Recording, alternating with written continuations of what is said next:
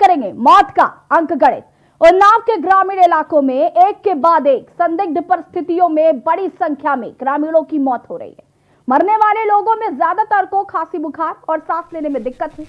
अंत में लोगों की मौत हो गई। इस तरह से ग्रामीण इलाकों में मरने वालों की संख्या हजारों में होगी, क्योंकि जिस तरह से उन्नाव के रोहतापुर घाट पर ही एक माह में करीब 150-200 सैकड़ा के आसपास शवों को दफनाकर अंतिम संस्कार किया गया, जिसके बाद आलम यह है कि अब शव दफनाने की जगह गंगा की रेती में नहीं बची है। अब सिर्फ एक पट्टी जिस पर शवों को जलाकर अंतिम संस्कार किया जाता है वो बची है। इसके अलावा आसपास के खेतों में भी कुछ लोग देर सवेरे शवों को दफना जाते हैं। आपको बता दें कि इस घाट पर रोहतापुर, मिर्जापुर, लंगड़ापुर, भटपुरवा, राजेपुर, कनिकामऊ, फतेहपुर समेत 2 दर्जन से ज्यादा गांवों के लोग अंतिम संस्कार के लिए आते हैं। घाट पर आलम यह है कि शव दफन कर अंतिम संस्कार करने की पूरी पट्टी भर चुकी है। निर्धारित पट्टी से करीब 400 मीटर दूरी पर आज 3 शवों को दफनाकर अंतिम संस्कार किया गया। मौतों का आंकड़ा कितनी तेजी से बढ़ रहा है, इसका अंदाजा हम इस बात से लगा सकते हैं कि घाटों पर अब जगह ही नहीं है। ये तस्वीरें आप देख सकते हैं, यहाँ पर ये जो आपको पीली पीली चादरें दिख रही है, ये शव हैं जो कि दफनाए गए हैं। और अब आलम यह है कि जगह ही नहीं बची है। एक पट्टी बची थी, वो भी पूरी तरीके से अब भर चुकी है।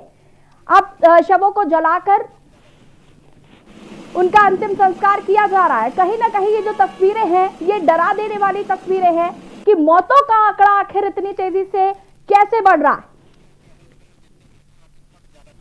30-35 तक की आ जाती है। सिर्फ दफनाया ही जाता है कि यहाँ जलाया भी जाता है? जलाया भी जाता है, दफनाया भी जाता है।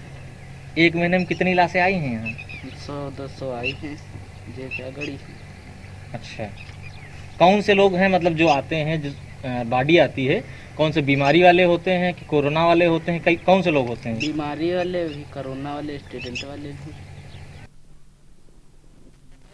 और ये तस्वीरें हम आपको दिखा रहे हैं, यहाँ पर आप देख सकते हैं कि जगह नहीं बची है लोगों को दफनाने की।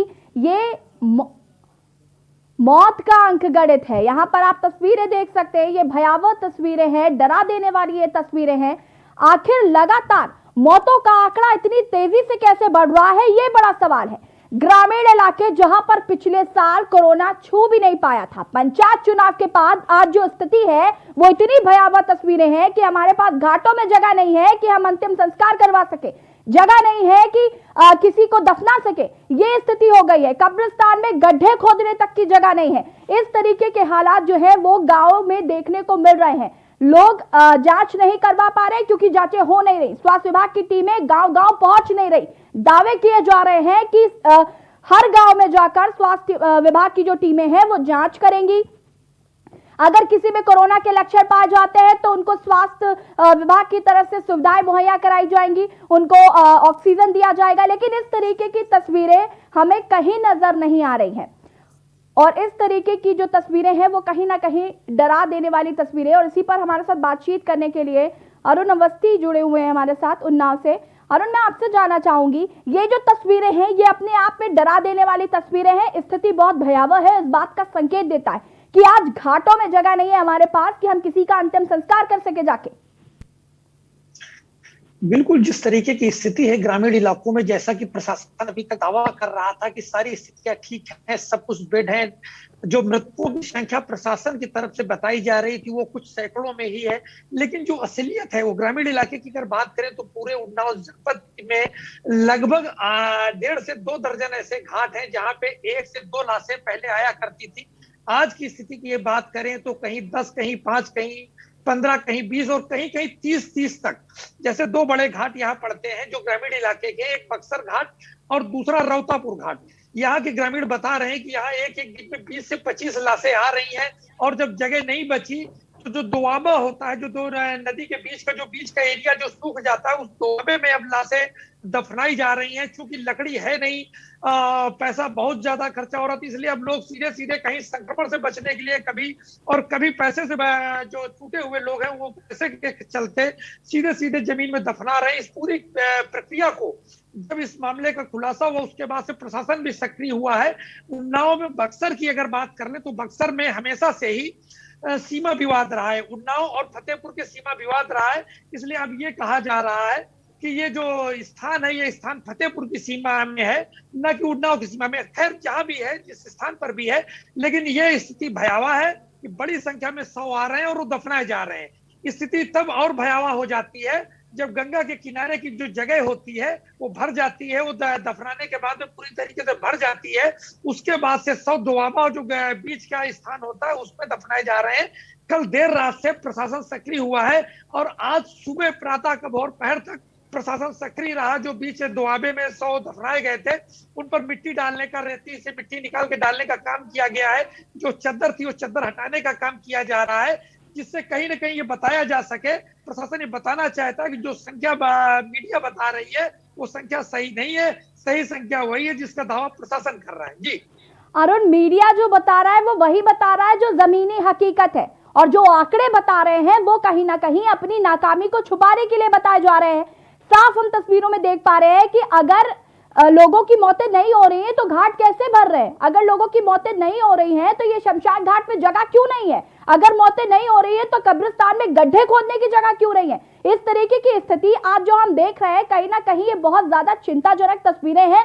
और लगातार जिस तरीके से सिस्टम अपनी नाकामी छुपा रहा है आंकड़े छुपाने के बाद, वो कहीं ना कहीं बहुत शर्मनाक है। लगातार हम इस बारे में बात कर रहे हैं और सबसे बड़ी चीज ये है कि ये जो घाटों पे रेती में ये जो शव दफनाए जा रहे हैं, ये भी बहुत चिंता का विषय है कि ये जो रेत में जिस तरीके से यहाँ पर लाशें दफनाई जा रही हैं। और रही बात लकड़ियों की, तो अगर हम लखनऊ की बात करें तो लखनऊ में अभी तक करोड़ों की लकड़ियां खरीदी जा चुकी हैं। तो ये तो कोई जवाब नहीं हुआ कि पैसा बहुत बर्बाद होता है इसलिए हम लकड़ियां नहीं मंगवाएंगे। जिनकी जिम्मेदारी है वो अपनी जिम्मेदारी को तो कम से कम ठीक से निभाएं। बिल्कुल, जिस तरीके की स्थिति है उसमें ये कहीं प्रशासन का दावा नहीं है, ये उन ग्रामीणों का दावा है जिनके घर में घटनाएं हुई, जिनके घर में लोगों की मौतें हुई हैं। वो अपने घर के लोगों को ले गए और कभी संक्रमण से बचने के लिए, चूंकि कई बार लोग विरोध भी कर देते हैं कि अगर जलाओगे तो संक्रमण फैलेगा, इसलिए लोगों ने छुप छुपा करके सीधे सीधे दफनाना ही उचित समझा। और दफनाने के बाद जो अब स्थिति निकल के आ रही वो और भयावह है, क्योंकि अब संक्रमण फैल सकता है। अभी बरसात का मौसम है, जब गंगा बढ़ेगी उसके बाद यही शव निकल कर बाहर आएंगे और बाहर निकलने के बाद संक्रमण फैलेगा। अगर बक्सर घाट की बात कर ले तो वहां आज की स्थिति ये थी कि कुत्ते जो है या जंगली जानवर उस शव को खोद कर बाहर निकाल रहे हैं और उनको खा रहे हैं, जिससे और संक्रमण फैलने की स्थिति बढ़ रही है। और जब यही स्थिति बाहर आई, मीडिया के द्वारा जब ये बताया गया, उसके बाद प्रशासन सक्रिय हुआ। प्रशासन ने देर रात से अभियान चलाया और मजदूरों को लगा करके शव को दबाने का काम किया और ऊपर जो चद्दर पड़ी हुई थी उन चद्दरों को हटाकर उनको चलाने का काम किया, जिससे ये बताया जा सके कि जो स्थिति मीडिया बता रहा है, जो स्थिति मीडिया दिखा रहा है वो कहीं गलत है। जो प्रशासन बता रहा है जिसमें सैकड़ों की संख्या में ही मृतक संख्या बताई जा रही है वो सही है। बहुत ही शर्मनाक और बहुत ही शर्मनाक स्थिति है ये, इस तरीके से आंकड़ों को छुपाना और उसके बाद अपनी नाकामी को छुपाना। और सबसे बड़ी बात यह है अरुण कि इस कोरोना काल में जितनी मौतें हो रही हैं वो सिर्फ कोरोना की वजह से नहीं हो रही हैं, और कहीं ना कहीं ये जो पता नहीं चल पा रहा है इसकी बड़ी वजह यह है कि स्वास्थ्य विभाग अपना काम जिम्मेदारी से कर ही नहीं रहा है। हम उन ग्रामीण क्षेत्रों की अगर बात करें जहां पर कोरोना है वहां पर स्वास्थ्य विभाग की टीमें नहीं पहुंच रही। कल भी हम बात कर रहे थे कि स्वास्थ्य विभाग की जो टीम है वो पहुंच ही नहीं पा रही है, और जब वो पहुंच ही नहीं पा रही है, जांच हो ही नहीं पा रही है, तो लोगों को पता भी नहीं चल पा रहा है कि आखिर मौत हुई कैसे। तो कहीं ना कहीं एक जो दुविधा वाली स्थिति है वो यहाँ पर बनी हुई है। लोगों को अंदाजा नहीं है कि व्यक्ति को कोरोना हुआ या नहीं हुआ, उनके पास कुछ ऑप्शन नहीं है घाटों में कि वो लोगों को जलाएं कि उनको दफनाएं, किसी तरीके के कोई ऑप्शन नहीं है। और अगर हम जिम्मेदारों की बात करें तो वो सिर्फ मामले से पल्ला झाड़ते हुए साफ दिखाई देते हैं। बिल्कुल, स्वास्थ्य विभाग के अगर दावे की बात करें तो स्वास्थ्य विभाग का एक दावा इतना हास्यास्पद समझ में आ रहा है।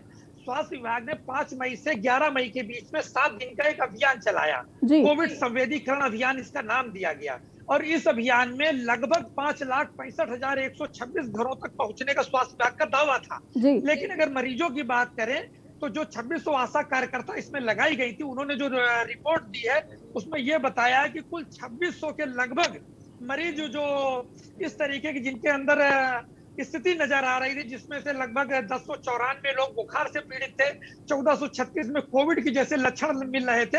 अब उनकी जांच कराने, कोविड की जांच कराने की तरफ स्वास्थ्य विभाग बढ़ रहा है। इतना हास्यास्पद ये बात है कि 5,65,126 घरों तक स्वास्थ्य विभाग के कार्यकर्ता पहुंचे, जांच की और मरीज सिर्फ 2600 के लगभग ही मिले, जो दावा है स्वास्थ्य विभाग का। कितना हास्यास्पद दावा है, जब गांव में इतनी मौतें हो रही उसके बीच में 2600 मात्र मरीज बताए जा रहे हैं। ये हास्यास्पद दावा है, कहीं ना कहीं कागजी दावा है, जमीनी हकीकत इससे कहीं उलट है। चूंकि जो मौतें हो रही हैं, जिस तरीके से घाट की स्थितियां हैं, घाट पे जगह नहीं बच रही है शव दफनाने के लिए, लकड़ियां कम पड़ रही हैं। सिर्फ एक हम गंगा घाट की अगर बात कर लें, शुक्लागंज से जुड़ा हुआ है, चूंकि यहाँ नगर पालिका है और नगर पालिका एक रसीद देती है, तो यहाँ ही एक महीने में 1000 से ज्यादा शव जलाए गए।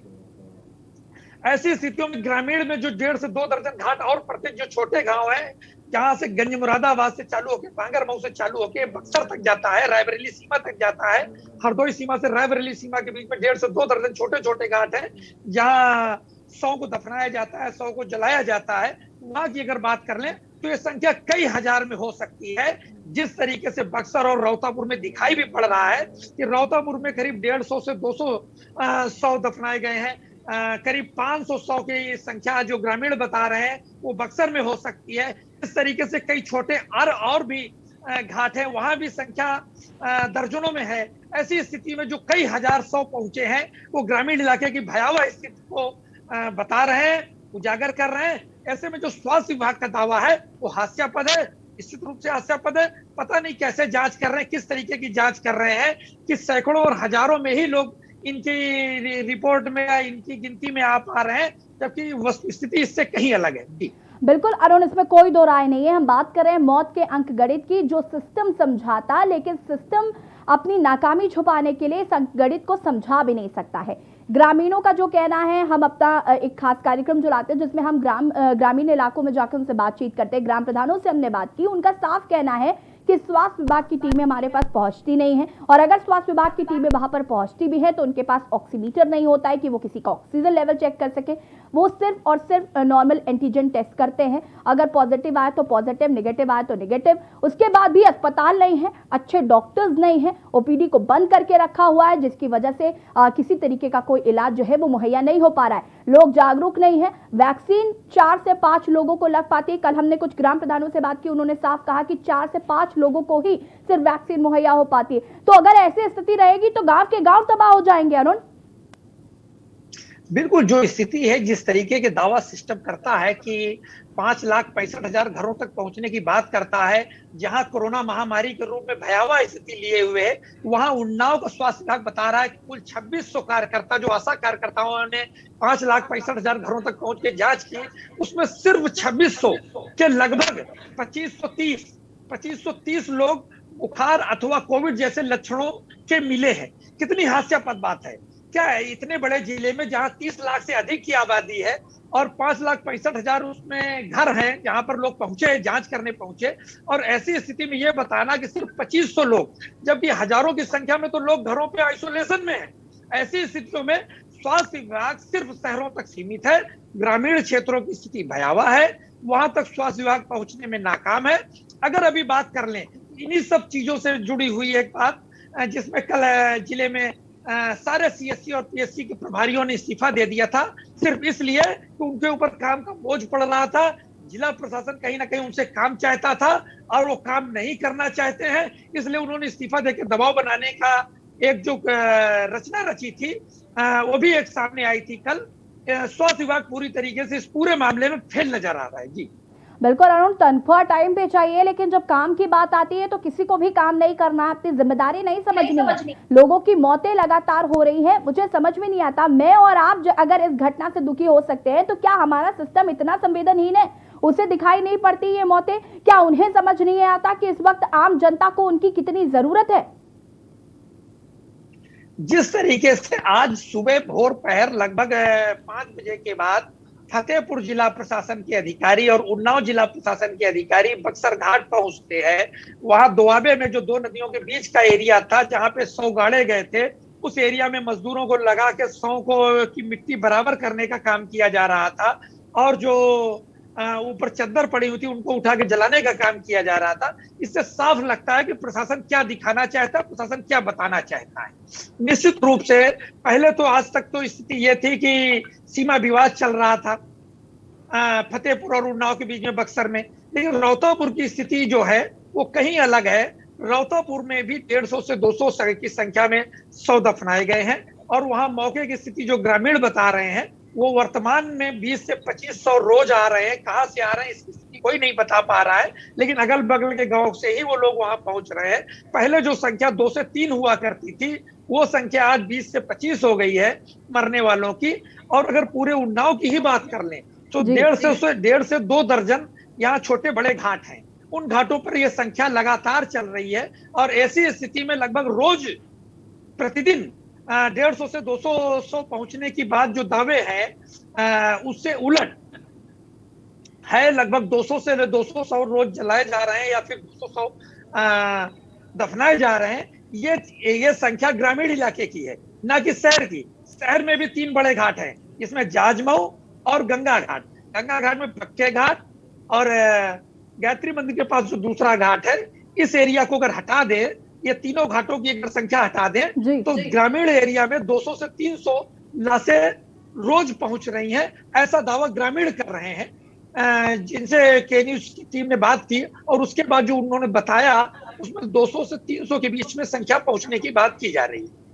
अरुण, बिल्कुल कहीं ना कहीं ग्रामीण जो बता रहे हैं वो अपना दुख बता रहे हैं और कहीं ना कहीं हम उनका दुख समझ रहे हैं, लेकिन समस्या ये है कि जो सिस्टम है वो कहीं ना कहीं आंख नाक कान मुंह बंद करके बैठा हुआ है और स्थिति को बहुत गंभीर अवस्था में लेकर जा रहा है। आप हमारे साथ बने रहिए, अभी हम आपसे और भी जानकारी लेंगे। और यहाँ हम बात कर रहे हैं मौत के अंक गणित की, जिसे समझाना सिस्टम का काम है, लेकिन सिस्टम शायद समझा नहीं पा रहा है या फिर जो सिस्टम समझा रहा है वो हमारी समझ से परे है। फिलहाल यहाँ पर वक्त हो गया एक छोटे से ब्रेक का, जल्द हाजिर होंगे। सारथी ब्रेक के बाद एक बार फिर से आप सभी का स्वागत है। बात हम कर रहे हैं मौत का अंक गणित। पिछले साल जो कोरोना गांव तक नहीं पहुंच पाया था, आज उस कोरोना ने गांव गांव में दस्तक दे दी है और स्थिति इतनी भयावह है कि हर दिन 100-200 मौतें सिर्फ उन्नाव जिले में हो रही है। उन्नाव जिले के जो कुछ घाट है जहां पर ग्रामीण इस बात को बता रहे हैं, हर गांव में कहीं ना कहीं 100-200 से ज्यादा मौतें हो रही हैं। और स्थिति यह है कि उनके पास लकड़ियां नहीं है जलाने के लिए, इसलिए हिंदू रीति रिवाज में लोगों को अब दफनाया जा रहा है, उसको दरकिनार करते हुए दफनाया जा रहा है, क्योंकि लकड़ियां नहीं है। जवाब मिलता है कि भाई हमारे पास लकड़ियां नहीं है, पैसा बहुत वेस्ट हो रहा है, इसलिए आप उनको दफना दीजिए। दफनाने की स्थिति यह है कि रेत के पास उनको दफना दिया जाता है, जिसके बाद कुत्ते नोचते हैं। संक्रमण का खतरा लगातार बढ़ रहा है, स्थिति को नियंत्रण करने के बजाय और उसे खराब किया जा रहा है। और कहीं ना कहीं आंकड़े छुपाने का काम जो सिस्टम कर रहा है वो कहीं ना कहीं बहुत शर्मनाक है और इसी पर हम चर्चा कर रहे हैं। हमारे साथ अरुण जुड़े हुए हैं। अरुण, हम लगातार लापरवाही की बात कर रहे हैं, हम लगातार बात कर रहे हैं कि सिस्टम किस तरीके से अपनी नाकामी को छुपा रहा है। ये अंक गणित जो पूरा झोलझाल यहाँ पर किया हुआ है, जिस तरीके से जितनी मौतें हो रही हैं, जिस तरीके से बताया जा रहा है कि सिर्फ 100 मौतें हो रही है, लेकिन ग्रामीणों का कहना है कि 200-300 से ज्यादा मौतें हो रही हैं। और कहीं ना कहीं वो नजारा हम घाटों पे देख पा रहे हैं, सुबह से लेकर रात तक लाशें जल रही हैं। जैसे कि आपको पता होगा हिंदू रीति रिवाज में शाम के बाद अंत्येष्टि नहीं की जाती, लेकिन हालात ये है कि लोग अंत्येष्टि रात के समय भी कर रहे हैं क्योंकि उनके पास कोई और चारा नहीं है। ग्रामीण चोरी छुपे लाशों को जला रहे हैं क्योंकि उनके पास कोई ऑप्शन नहीं है, क्योंकि उनको लगता है कि कोरोना फैलेगा, संक्रमण फैलेगा, इस तरीके की जब बातें की जाती है। लेकिन सिस्टम जो है वो कान बंद करके बैठा हुआ है, वो जो अपनी कमी है उसको छुपा रहा है कहीं ना कहीं। स्वास्थ्य विभाग की हम लगातार बात कर रहे हैं, स्वास्थ्य विभाग अपनी जिम्मेदारी नहीं समझ रहा। अस्पतालों की कमी, बेड की कमी, ऑक्सीजन की कमी, दवाइयों की कमी, ये हर गांव में देखने को मिल रही है, क्योंकि गांव गांव तक स्वास्थ्य विभाग की टीमें जो दावे कर रही हैं कि हम पहुंच रहे हैं, कागजी जो चीजें वो दिखा रहे हैं उसके हिसाब से वो गांव गांव पहुंच रहे हैं, लेकिन जमीनी हकीकत में जब हमारी के न्यूज की टीम जाती है तो वहां पर पता चलता है ऐसा कुछ भी नहीं हो रहा है। सिर्फ और सिर्फ मुख्यमंत्री योगी आदित्यनाथ को खुश करने के लिए ये सिस्टम जो दावे हैं उनमें तो कुछ कह रहा है, लेकिन अगर जमीनी हकीकत की बात करें तो उसमें बिल्कुल भी सच्चाई नहीं है।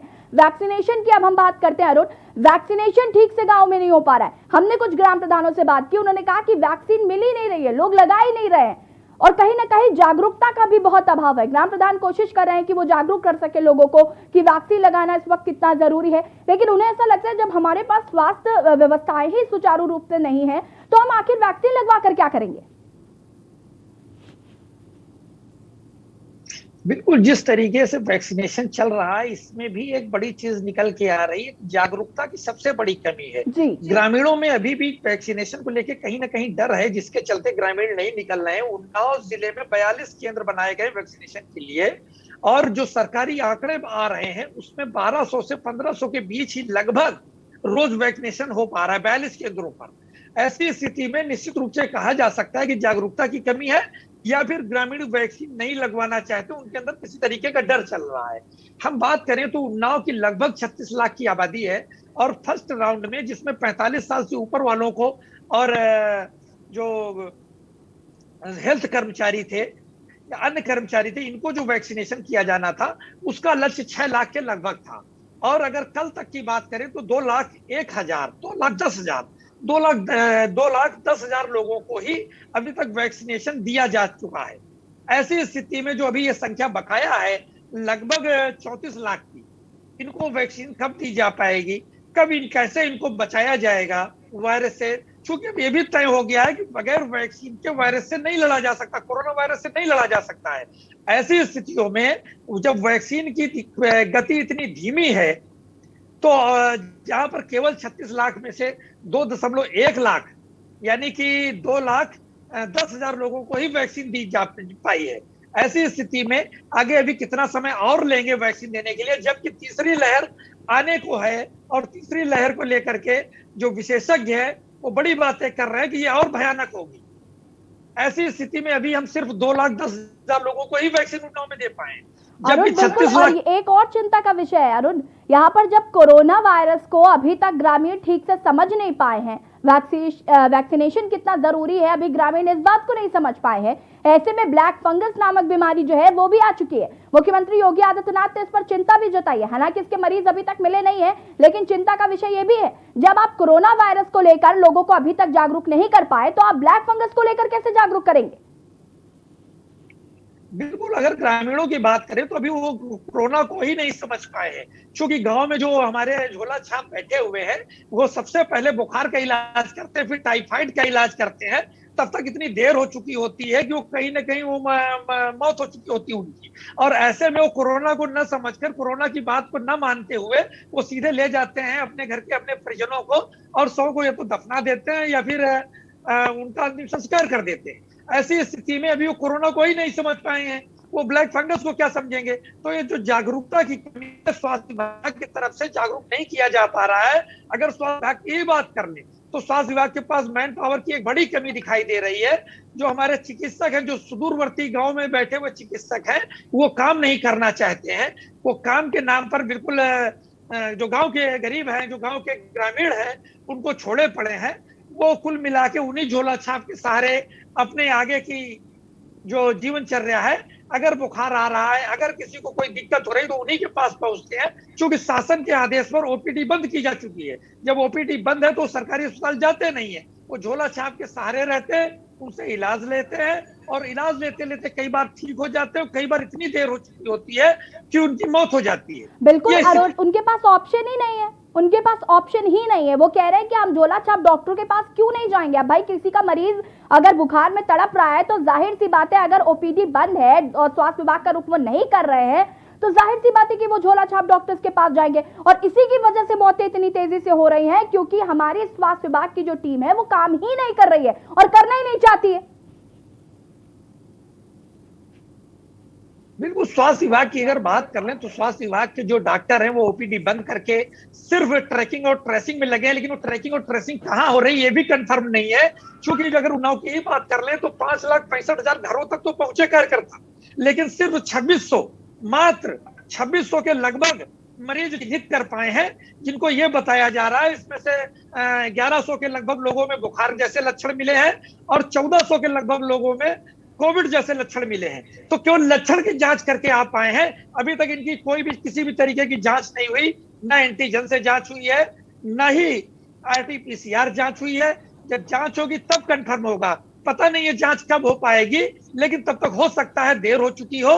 और जो गांव की भयावह स्थिति है वो ये भी एक बड़ा कारण है कि हम देर से पहुंच रहे हैं, हमारी ना तो जांच चल रही है, ना ही हम उनके पास तक दवा पहुंचा पाते हैं। ये कहा जा रहा है मेडिकल किट पहुंचाई जा रही है, तो जब 5,65,000 घर हैं, इसमें से 2600 लोगों को चिन्हित कर पाए हैं, 2500 लोगों को हम चिन्हित कर पाए हैं, तो मेडिकल किट भी इन्हीं तक पहुंची होगी। अगर पहुंची होगी तो हम कंफर्म नहीं कर रहे। जाहिर सी बात है, आरटीपीसीआर एंटीजन टेस्ट क्या होता है अरुण, उन्हें अभी शायद आधे से ज्यादा लोगों को यही नहीं पता होगा। आरटीपीसीआर एंटीजन कैसे होता है आधे से ज्यादा लोगों को यही नहीं पता होगा। दवाइयां कौन कौन से इस्तेमाल की जानी आधे से ज्यादा लोगों को यही नहीं पता होगा। क्यों? क्योंकि जो सिस्टम है वो अपना काम जिम्मेदारी से कर ही नहीं रहा है। जरूरत ही नहीं है सिर्फ आंकड़े छुपाने, हम आंकड़े छुपाएंगे, सिर्फ ये बताएंगे कि जो गांव है, ग्रामीण क्षेत्र जो है, वहां पर मौतें हो ही नहीं रही हैं, बहुत कम मौतों का आंकड़ा है, हम तो पूरी काम जिम्मेदारी से कर रहे हैं। लेकिन अगर जमीनी हकीकत की बात करें, जो के न्यूज की टीम ने जाकर जमीनी हकीकत पर जाकर चेक किया, तो पता चला स्थिति बिल्कुल इसके इतर है और कहीं ना कहीं स्थिति बहुत भयावह हो चुकी है। और अरुण, कहीं ना कहीं ये देखना होगा कि आगे क्या सिस्टम अपने में सुधार लाता है। फिलहाल आपका बहुत बहुत शुक्रिया तमाम जानकारी देने के लिए। और यहाँ पर हम बात कर रहे हैं मौत के अंक गणित की। जो सिस्टम हमें मौत का अंक गणित समझा रहा है वो समझ के परे है, लेकिन जो ग्रामीण अंक गणित बता रहे हैं वो कहीं ना कहीं अपने आप में बहुत कष्टदायी है, दुखदायी है, क्योंकि स्थिति जो है वो ग्रामीण क्षेत्रों की बहुत भयावह हो चुकी है। फिलहाल बुलेटिन में इतना ही। देखते रहिए के न्यूज़ इंडिया। नमस्कार।